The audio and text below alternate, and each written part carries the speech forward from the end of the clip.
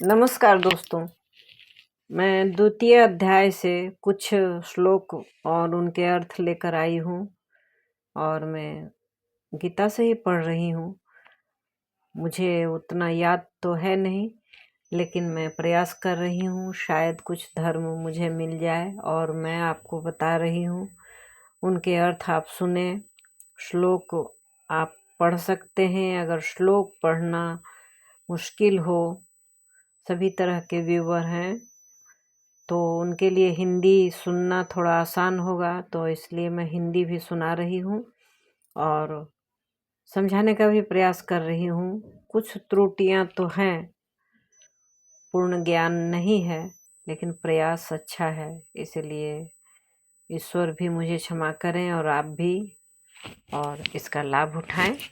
तो चलिए मैं शुरू करती हूँ द्वितीय अध्याय से। श्री परमात्मने नमः द्वितीय अध्याय है।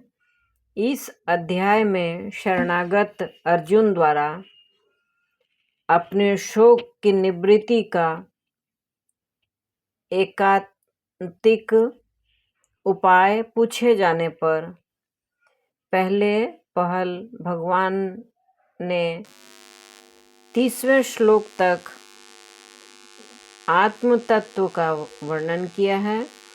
सांख्य योग के साधन में आत्म तत्व का श्रवण, मनन और निधिध्यासन ही मुख्य है। यद्यपि इस अध्याय में 30वें श्लोक के बाद स्वधर्म का वर्णन करके कर्मयोग स्वरूप भी समझाया गया है, परंतु उपदेश का आरंभ सांख्य योग से ही हुआ है और आत्म तत्व का वर्णन अन्य अध्यायों की अपेक्षा इसमें अधिक विस्तार पूर्वक हुआ है। इस कारण इस अध्याय का नाम सांख्य योग रखा गया है। अब प्रसंग क्या है? प्रसंग है भगवान श्री कृष्ण ने अर्जुन से क्या बात कही है और किस प्रकार उसे युद्ध के लिए पुनः तैयार किया, यह सब बतलाने की आवश्यकता होने पर संजय अर्जुन की स्थिति का वर्णन करते हुए दूसरे अध्याय का आरंभ करते हैं।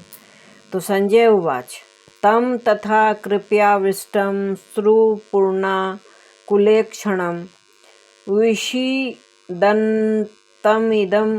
वाक्यमुवाच मधुसूदनः। संजय बोलते हैं, संजय बोले, उस प्रकार करुणा से व्याप्त और आंसुओं से पूर्ण तथा व्याकुल नेत्रों वाले शोकयुक्त उस अर्जुन के प्रति भगवान मधुसूदन ने यह बात कही।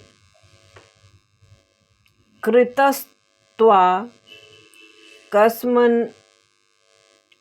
कस्मलम इदं विषमे समुपस्थितम् अनार्यजुष्टं स्वर्ग्यं कीर्तिकरम अर्जुन।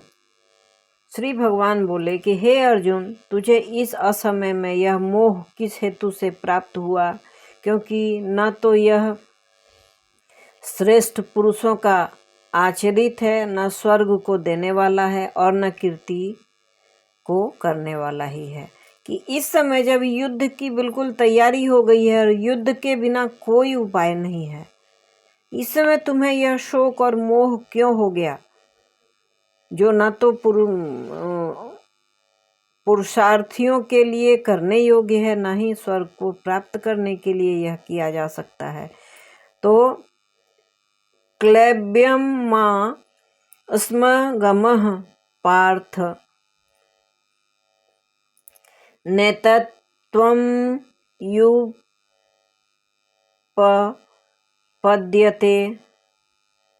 क्षुद्रं हृदय दौर्बल्यं त्यक्त्वोत्तिष्ठ परंतप।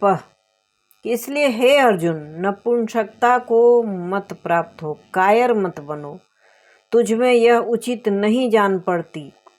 हे परंतप, हृदय की तुच्छ दुर्बलता को त्याग कर युद्ध के लिए खड़ा हो जा। अर्जुन को बता रहे हैं कृष्ण की नपुंसकता इस समय शोभा नहीं दे रही है। नपुंसकता तो तुम्हें शोभा देती ही नहीं है। तुम वीर हो और धनुर्धारी हो और युद्ध करने के लिए खड़े हुए हो, और इस अंतिम क्षण में अगर तुम्हें मोह होता है तो यह मोह न तो तुम्हें शोभा देती है, ना किसी वीर को शोभा देती है, ना ही यह कर्म स्वर्ग दिलाने वाली है। इसीलिए अर्जुन, नपुंसकता को त्याग दो, कायरता छोड़ दो और युद्ध के लिए खड़े हो जाओ।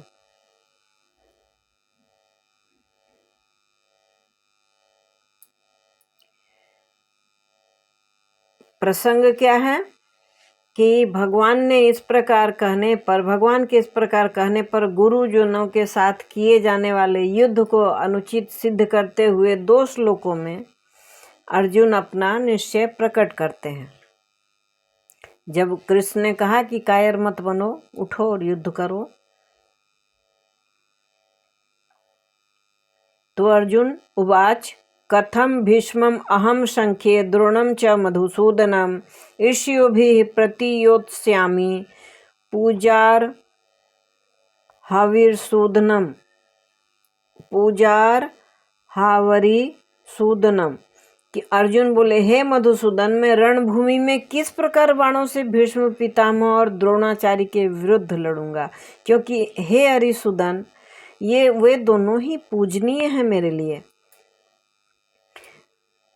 गुरुन् हत्वा हि महानुभावान् श्रेयो भोक्तुं भैक्ष्यं पीह लोके हत्वार्थकामांस्तु गुरुनिहैव भुंजीय भोगान रुधिर प्रदिग्धान।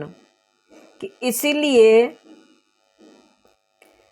इन महानुभाव गुरुजनों को न मारकर मैं इस लोक में भिक्षा का अन्न भी खाना कल्याणकारक समझता हूँ, क्योंकि गुरुजनों को मारकर भी इस लोक में रुधिर से सने हुए अर्थ और काम रूप भोगों को तो भोगूंगा ही। अगर मैं इन्हें मार देता हूँ तो जो मैं भोग करूँगा, जो मैं राज लूँगा, सब में इनका रुधिर, इनका रक्त सना हुआ होगा। मैं भीख मांग कर भी खाना नहीं खा सकता हूँ इनके मारने के बाद, क्योंकि उसमें भी इनके रुधिर का अंश दिखेगा।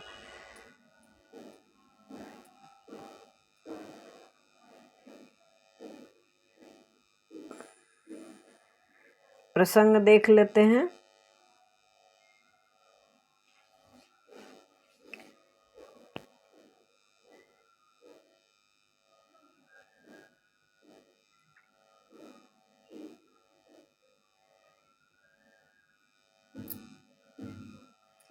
इस प्रकार कर्तव्य का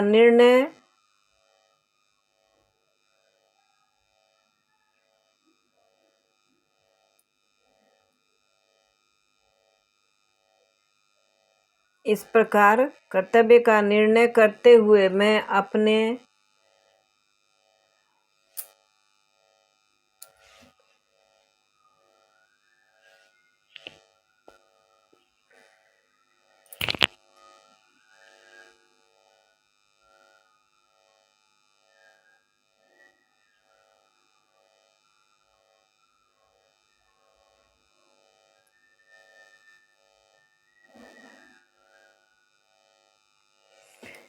इस प्रकार कर्तव्य का निर्णय करने में अपनी असमर्थता प्रकट करने के बाद अब अर्जुन भगवान की शरण ग्रहण करके अपना निश्चित कर्तव्य बतलाने के लिए उनसे प्रार्थना करते हैं।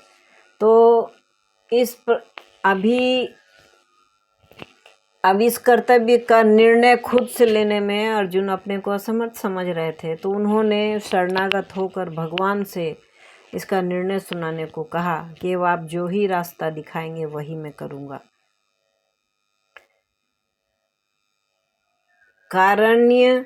कार्यन्य दोषोपहृत स्वभावः पृच्छामि त्वां धर्म सम्मूढ़चेताः यच्छ्रेयः स्यान्निश्चितं ब्रूहि तन्मे शिष्यस्तेहं शापि मां त्वां प्रपन्नम। इसलिए कायरता रूप दोष से उपहत हुए स्वभाव वाला तथा धर्म के विषय में मोहित चित्त हुआ मैं आपसे पूछता हूँ कि जो साधन निश्चित कल्याणकारक हो वह मेरे लिए कहिए, क्योंकि मैं आपका शिष्य हूँ, इसलिए आपके शरण मुझको शिक्षा दीजिए। इस प्रकार शिक्षा देने के लिए भगवान से प्रार्थना करके अब अर्जुन उस प्रार्थना का हेतु बतलाते हुए अपने विचारों को प्रकट करते हैं। न ही प्रपश्यामि ममापनुद्याद्यच्छोकम उच्छोषणम इंद्रियाणाम अवाप्य भूमा वसपत्नम मृद्धम राज्यम सुराणामपि चाधिपत्यम। क्योंकि भूमि में निष्कंटक धन धान्य संपन्न राज्य को और देवताओं के स्वामी पने को प्राप्त होकर भी मैं उस उपाय को नहीं देखता हूँ जो मेरी इंद्रियों के सुखाने वाले शोक को दूर कर सके। मतलब इतना शोक है कि मेरा गला सूख रहा है और कितना भी मैं धन प्राप्त कर लूं, निष्कंटक होकर कोई भी कंटक ना रहे दुर्योधन जैसा, और धन धान्य संपन्न राज्य को और देवताओं के स्वामीपने को प्राप्त होकर भी होने के लिए भी इस उपाय को मैं नहीं देखता हूँ, जिसके सोचने मात्र से मेरी इंद्रियां सूख जाती हैं। मतलब देह कांपने लगती है, गला सूखने लगता है, वाणी साथ नहीं देती है, हाथ साथ नहीं देता है। तो इस तरह के युद्ध में अब जो भी आपको लगता हो वो आप हमें उपाय बताएं। इसके बाद अर्जुन ने क्या किया यह बतलाया जाता है। अब संजय बताते हैं धृतराष्ट्र को, एव मुक्ता ऋषिकेशम गुडाकेशः परम तप न योत्स्य इति गोविंदम उक्त्वा तृणीम बभूवः। संजय बोले, हे राजन, निद्रा को जीतने वाले अर्जुन अंतर्यामी श्री कृष्ण महाराज के प्रति इस प्रकार कहकर फिर श्री गोविंद भगवान से युद्ध नहीं करूंगा यह स्पष्ट कहकर चुप हो गए। प्रसंग क्या है? इस प्रकार अर्जुन के चुप हो जाने पर भगवान श्री कृष्ण ने क्या किया, इस जिज्ञासा पर संजय बोलते हैं। तमुवाच ऋषिकेश प्रहसन्नीव भारत सैन्योरुभयोर्मध्ये विषीदन्तम् इदं वच। हे भरतवंशी धृतराष्ट्र, अंतर्यामी श्री कृष्ण महाराज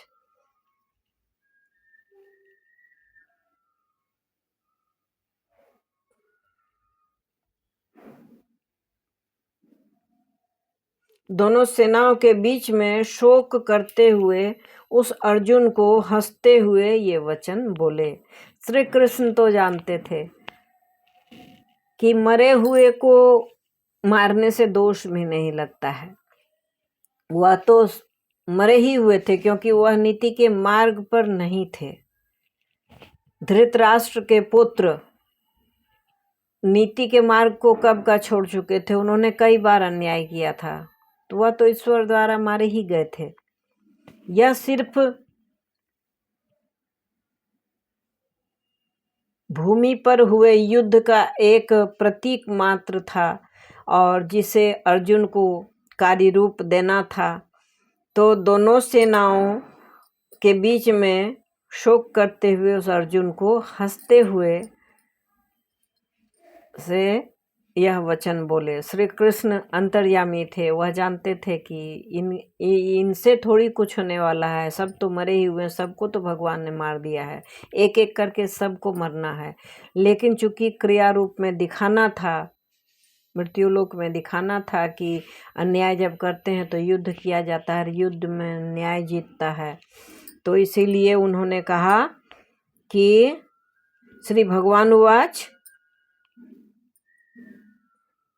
अशोच्यानन्दवंशोच्चस्त्वं प्रज्ञावादांश्च भाषते गतासूनगतासूंश्च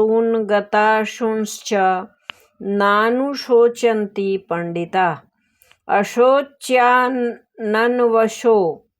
च स्त्वं अशोच्यानन्वशोच्चस्त्वं प्रज्ञावादांश्च भाषते गतासूनगतासूंश्च नानुशोचन्ति पंडिता। श्री भगवान बोले, हे अर्जुन, तू न शोक करने योग्य मनुष्यों के लिए शोक करता है और पंडितों के से वचनों को कहता है कि जिस व्यक्ति के लिए शोक नहीं करना है ऐसे लोगों के लिए तू शोक करता है और पंडितों के वचनों को कहता है, परंतु जिनके प्राण चले गए हैं उनके लिए और जिनके प्राण नहीं गए हैं उनके लिए भी पंडित जन शोक नहीं करते हैं। जो विद्वान होते हैं वह मृत लोगों के लिए शोक नहीं करते हैं और जो मरने वाले हैं उनके लिए भी शोक नहीं करते हैं, जीवितों के लिए भी शोक नहीं करते हैं, मतलब मोह बिल्कुल नहीं करते हैं। और तुम उन मरे हुए लोगों के लिए शोक कर रहे हो और पंडितों से बात कर रहे हो कि जो मरे हुए के लिए भी शोक नहीं करते हैं और जो मरने वाले हैं उनके लिए भी शोक नहीं करते हैं। बहुत ही गूढ़ बात है, ध्यान से पढ़ना पड़ेगा और ध्यान से सुनना पड़ेगा।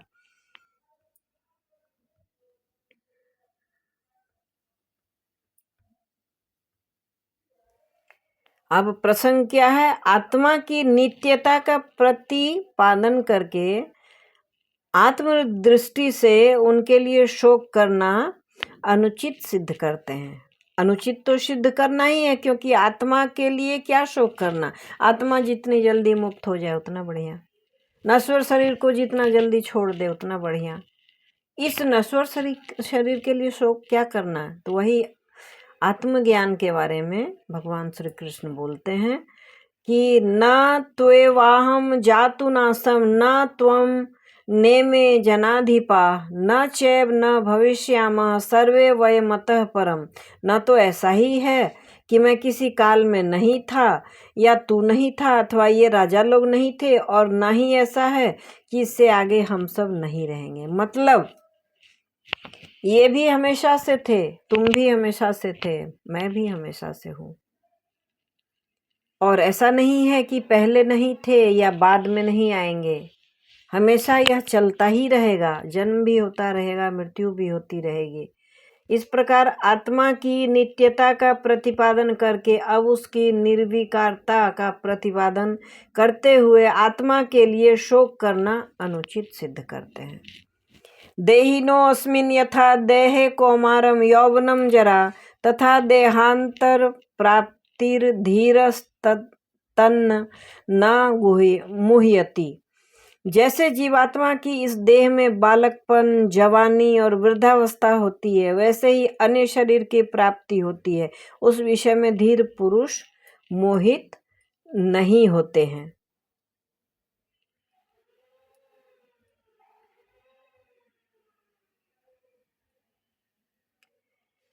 भगवान सब प्रकार के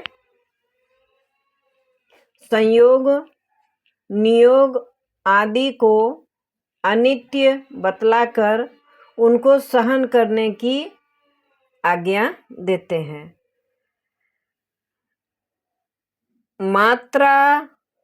मात्रा स्पर्शारस्तु कौन्ते शीतोष्ण सुख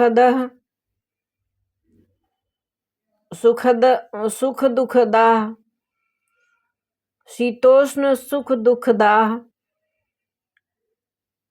आगम आपायिनो अनित्यास्तो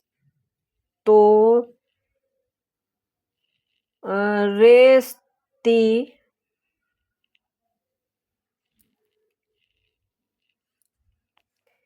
मात्र स्पर्शास्तु कौन्तेय शीतोष्ण सुख दुखदाः अयम आपायिनो अनित्यास्ता तोर स्ति तिक्षस्व भारत। हे कुंती पुत्र, सर्दी गर्मी और सुख दुख को देने वाले इंद्रिय और विषयों के संयोग से उत्पत्ति विनाशशील और अनित्य है, इसीलिए हे भारत उनको तू सहन कर।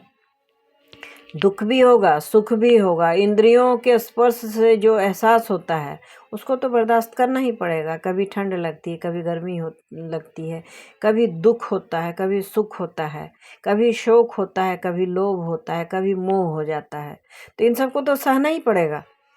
इसके लिए तू सह। इन सबको सहन करने का क्या लाभ होगा, इस विषय पर कहते हैं कि यम ही न व्यथयन्त्येते पुरुषं पुरुषर्षभ सम दुख सुखम धीरम सो अमृतत्वाय कल्पते। कि क्योंकि हे पुरुष से श्रेष्ठ, दुख सुख तो को समान समझने वाले जिस धीर पुरुष को ये इंद्रियां और विषयों के संयोग व्याकुल नहीं करते, वह मोक्ष के योग्य होता है। इस श्लोक में भगवान नित्य और अनित्य वस्तुओं के विवेचन की रीति बतलाने के लिए दोनों के लक्षण बतलाते हैं। ना सतो विद्यते भावो ना भावो विद्यते सतः उभयोरपि दृष्टो अंतस्त्वन्नयोस्तत्वदर्शिभिः। असत वस्तु की तो सत्ता नहीं है और सत का अभाव नहीं है। इस प्रकार इन दोनों को ही तत्वज्ञानी पुरुषों द्वारा देखा गया है। अब इसका प्रसंग क्या है कि पूर्व श्लोक से मैं जिन सत तत्व के लिए यह कहा गया है कि उसका अभाव नहीं है, वह सत तत्व है क्या, इस जिज्ञासा पर कहते हैं अविनाशी तु तद्धि धी येन सर्वमिदं ततं विनाशं व्ययस्यास्य न कश्चित् कर्तुम अर्हति। नाश रहित तो तू उसको जान जिससे यह संपूर्ण जगत दृश्य वर्ग व्याप्त है। इस अविनाशी का विनाश करने में कोई समर्थ नहीं है। मतलब आत्मा का विनाश तो कोई कर ही नहीं सकता है, लेकिन नश्वर शरीर का विनाश तो निश्चित है, तुम करो या ना करो। तो उसे नाश रहित तो तू उसको जान, मतलब आत्मा को तो तुम हानि नहीं पहुंचा रहे हो, उसे तो मुक्त होना है। इस पाप वाले नश्वर शरीर में रहकर जो उससे पाप हो रहे हैं, उससे मुक्त करना तो सबसे बड़ा धर्म है।